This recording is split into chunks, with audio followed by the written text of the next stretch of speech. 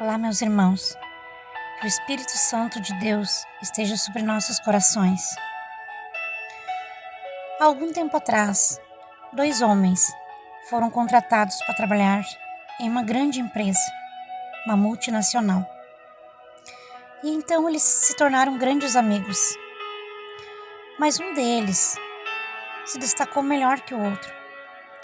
E em pouco tempo, ele se tornou o braço direito daquela empresa, causando assim uma revolta naquele homem.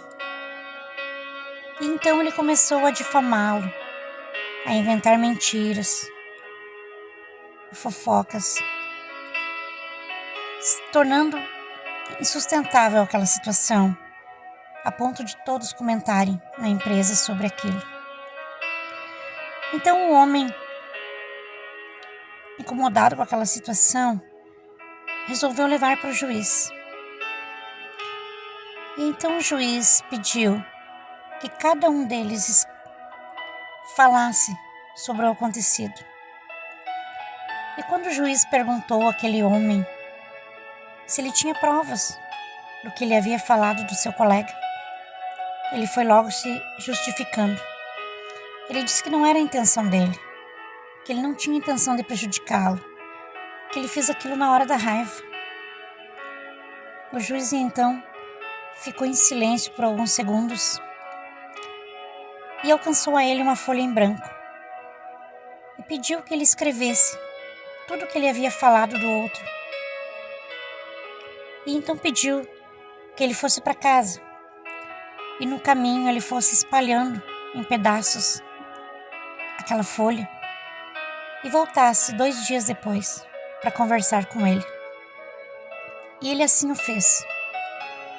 2 dias depois ele voltou. E então o juiz perguntou a ele: "Você fez o que eu te ordenei?" Ele respondeu: "Sim, meritíssimo, eu fiz." Então o juiz falou a ele: "Então volta para casa pelo mesmo caminho e junta todos os pedaços daquela folha e forma as palavras novamente." O homem surpreso falou: "Senhor juiz, não tem mais como juntar as palavras. O vento as levou. O vento levou para longe, espalhou." O juiz então falou a ele: "Assim são as palavras quando falamos mal das pessoas. São palavras jogadas ao vento. Elas vão para longe e não tem mais como juntá-las. Você não só fez o teu colega perder o trabalho, perder o emprego, mas você matou os sonhos dele, os projetos, matou a esperança.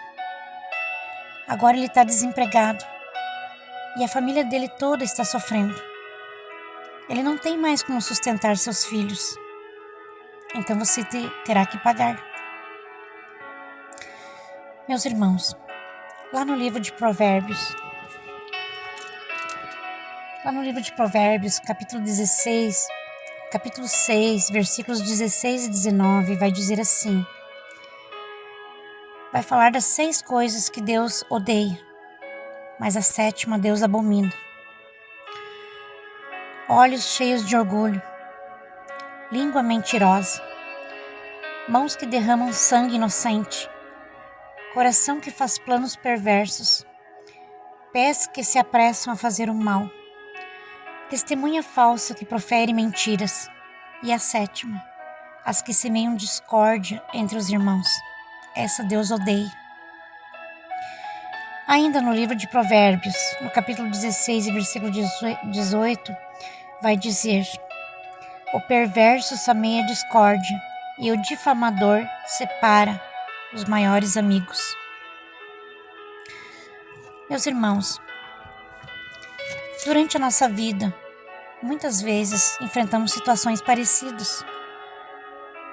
Pessoas que tentam matar os nossos sonhos, nossos projetos, nos difamando, fazendo intrigas, falando mentiras sobre nós, sem se importar que há a lei do retorno, a lei da semeadura. Lá no livro de Gálatas, a Bíblia nos fala sobre isso. O apóstolo Paulo nos alerta sobre isso, sobre a lei da semeadura. Tudo que nós semear, nós iremos colher, seja bom ou seja ruim.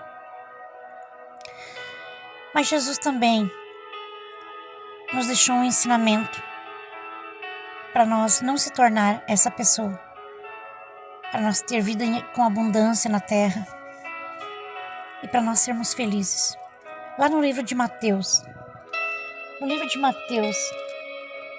capítulo 11, versículo 29, Jesus vai nos dizer assim: tomai sobre vós o meu jugo e aprendei de mim, que sou manso e humilde de coração, e encontrarei descanso para as vossas almas. Amém, meus irmãos? Vamos aprender com Jesus a não criticar o outro, a não levantar falso testemunho, a não contar mentiras, porque as mentiras, as palavras, elas voam como vento e vão para longe e estragam, matam os sonhos das pessoas, os projetos. Que nós possamos ser imagem e semelhança de Deus. Amém, irmãos? Fiquem com Deus. Uma boa semana a todos.